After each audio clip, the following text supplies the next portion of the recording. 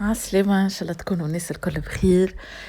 سامحوني على الغيبة هذه، إن شاء الله الفيديو الجاي تنقلكم علاش غبت النهارات هذوما. رجعت لكم بالفيديو هذية متنوج فيه حاجات صورتهم على برشا أيامات معناتها. وأول حاجة باش نبدأ بها ريسيت متاع أكلة تونسية. نتصور مش برشا عبيد معناتها يعرفوها، هي أكلة قديمة اللي هي الكابكابو اللي هي عبارة مرقة ملح بالحوت، حاجة بنينة بنينة ما نقولكمش قديش احنا نحبوها على الاخر. وباش نشاركها معاكم على الطريقة اللي تعملها ماما. خليكم على الرسالة. كيما ريتو أول حاجة حطيت شوية زيت، بصلة صغيرة مقصوصة جيدة، وحطيت عليهم مغرفتين طماطم، مغرفتين كبار طماطم. بالنسبة للصوص ما يلزمهاش تجي عاقدة برشا وما يلزمهاش تجي جارية معناتها. حطيت شوية ماء سخون باش نعاون الطماطم تتقلى، وبعد نبداو نفوحو. حطيت الملح كيما ريتو مغرفة صغيرة ناقصة ملح، على خاطر الحوت اللي باش نحطوه ديجا مملح، باش نحطو الفاريونت اللي هما ديجا كيما نعرفوا الفاريونت ملحين. هذيك علاش نقصوا في كونتيتي الملح. شوية فلفل أكحل، مغرفة صغيرة تابل وكروية، شوية فلفل أحمر، ومغرفة صغيرة كركم. وكهو نحركوهم شوية، ومن بعد نسقيو الطنجرة متاعنا ونغطيو عليها ونخليوها تطيب في عقلها. ونجيو هوني للحوت متاعنا كيما ريتو. حطيت شوية ثوم، شوية ملح، فلفل أكحل تابل، شوية فلفل أحمر وشوية كركم. هذيا فيح اللي أنا حطيته. نتوما تفوحوا الحوت متاعكم كيما مستنسين. أنا جست نحاول نحط الفيح خاطر ديما نحس الحوت هوني ماهوش مش فايح، مش بنين برشا معناتها دي يكون حسه يستحق الفيح. حطيت كيما ريتو شوية ماء باش يعاون الفحات تدخل في بعضهم، وشخشختهم شوية باللفاح وخليتهم يرتاحوا مادام كملت طيبة الكبكبو متاعي. ونجيو للمالح متاعنا كله في ميزان. كنت تفكروا هذه المالح صورته معاكم، اغزروا له عنده قدش من شهر قاعد كيما هو ما صار له حتى شيء. سورتو كتر في الزيت زيتون اللي زدته من فوق هذيك معناتها استحفظ عليه، وان بلوس انا الحق نخبيه في الفريجيدير هكيك يزيد يصبر أكثر. فيه شوية لفت، شوية سفنيريا. نخلي لكم اللي ما شافوش الفيديو والطريقة نخلي لكم اللين في البغدان فوق. وبالنسبة للزيتون عملته لي ماما ربي يفضلها، زيتون أخضر. ما نحكي لكمش على البنة حسيلو الحقيقة ما نعرفش كيفاش عملته.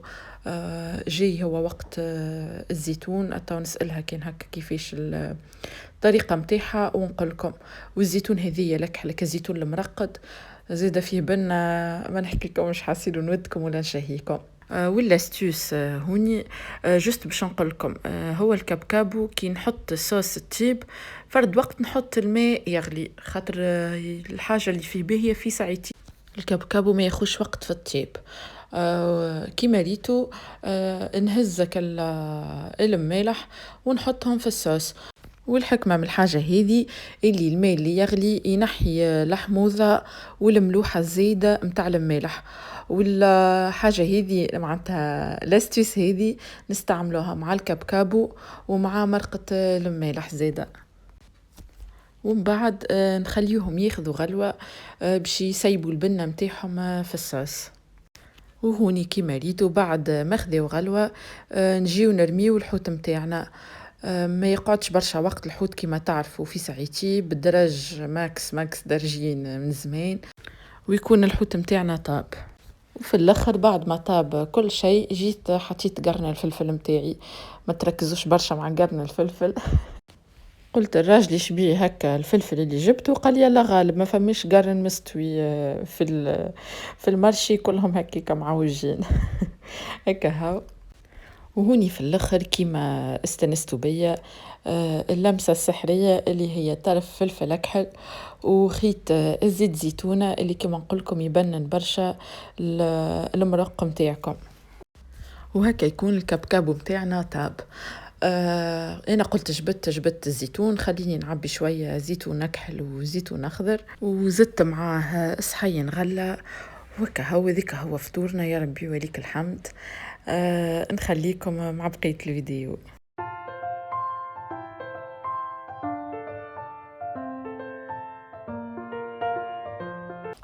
وهكا كان فطورنا الحمد لله يا ربي. وما نقولكم حتى شيء، كان جربوا الكبكب وما كومش باش تندموا، بنين على الاخر. وكا هاو توا حبيت نخرجكم معانا شويه بلاصه مزيانه على الاخر، بحذايا بحذا الدار، ماهيش بعيده ورا داري. حبينا نتمتعوا شويه بايامات الاخر متاع الصيف. كل مره نمشيو هكايا لبلاصه مزيانه معناتها محلوله وكل، ناخدو الجوتي متاعنا غاديكال عشويه وغالي يتفرهد شويه. تنوشت باللي عندي في الدار، هزيناه ومشينا. نخليكم على الفيديو.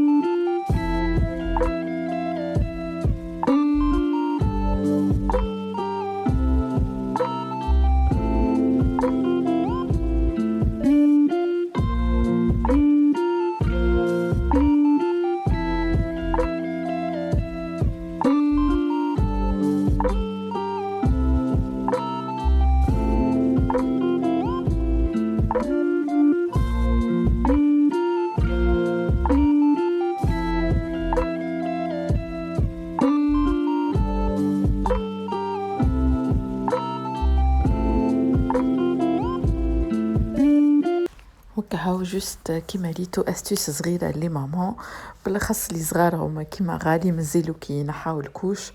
ديما نحط كي غوشانج كي صغيره في الساك، وكا صارت شي حاجه وكا ديما عندي باش نبدلو. وهذه البلاصه كيما ريتو محليها، هي هذه البلاصه اسمها كانال دو لورك، تابعه لسين معناتها، مزيانه على الاخر وكالم برشا. وكهو جينا شمينا شويه هوين ضيف، غالي لعب شويه، شاف شويه حيوانات ولا حشرات بلوتو. وفي المرويح احنا مروحين تعدينا على البارك متاع الحومه. قالك غالي ما نروحش، يلزمني نقعد نلعب. زدنا قعدنا في البارك شويه، بويسك نهارتها جاي طقس مزيان وكل هكا، هاو خليناه قعد يلعب حتى كشي اللي تعب. روحت بيه عشيته ورقدته. وهذا نهار اخر باش نعملوا سهريه خفيفه، وحبينا نحطوا فيلم هكا نتفرجوا فيه العائله الكل. للسهريه حبيت نحضر معاكم روسيت، هي شطر روسيت الحقيقه. بنينة على الاخر وسهلة وفي ساعة تحضر، اللي هي الكرواسون زاموند. وباش نحضروا الباد داموند وحدنا نستحقوا 100 غرام زبدة، 100 غرام سكر، و100 غرام لوز مرحي، وكعبتين عظم. هكا هاو اسهل من هكا ما فماش يظهر لي. بالنسبة للطريقة، الزبدة تكون بحرارة الغرفة كيما ريتو، نحاولوا نحلوها هكايا بالسباتول ولا بالميكسور، ومن بعد نزيدوا عليها السكر، ندخلوهم الكل في بعضهم، ومن بعد نزيدوا عليهم اللوز، وكالعادة ندخلوهم في بعضهم، واخر حاجة نزيدوا العظم. الحاجة اللي فيها به الرسيت هذه، اللي كان عندكم كيف انا هكايا كرواسون بيت ما يضيعش معناتها، ونعملوه بالطريقه هذه كيما ريتو. الكرواسون تاعي كيما قلت لكم بيت، ندخلوا دوب ما نبلوا شويه في الماء وكهو. وكان عندكم الكرواسون تاعكم جديد ما تستحقوش تغطسوه هكايا في الماء، جوست تحطوا له الباد داموند ديريكت وتحطوه في الفور. ما قلت لكمش قبيله، اما الباد داموند يلزمها ترتاح شويه في الفريجيدير كيما ريتو هوني شاده روحها شويه. وبالنسبه للكونتيتي كيما تحبوا تشخشخوها بالقدا بالبات داموند من داخل ومن برا كيما عملتينا، والا تحبوا معناتها جوست شويه وكهو.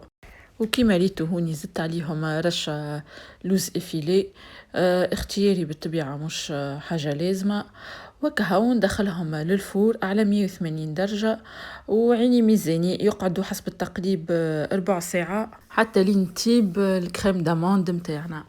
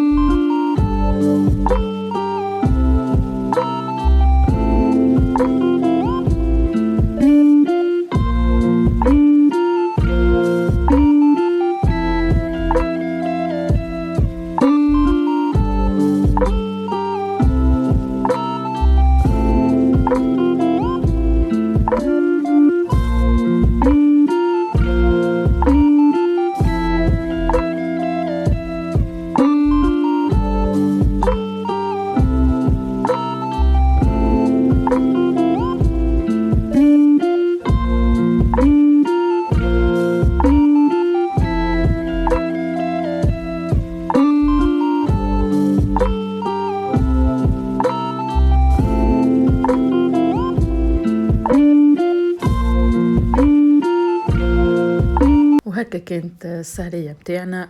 حضرتها القعدة ذي خفيفة للفيلم باش نقعدوا نتفرجوا في الفيلم. وهوني يكون الفيديو متاعنا وفي ان شاء الله يعجبكم. خليكم في امان الله والسلامة.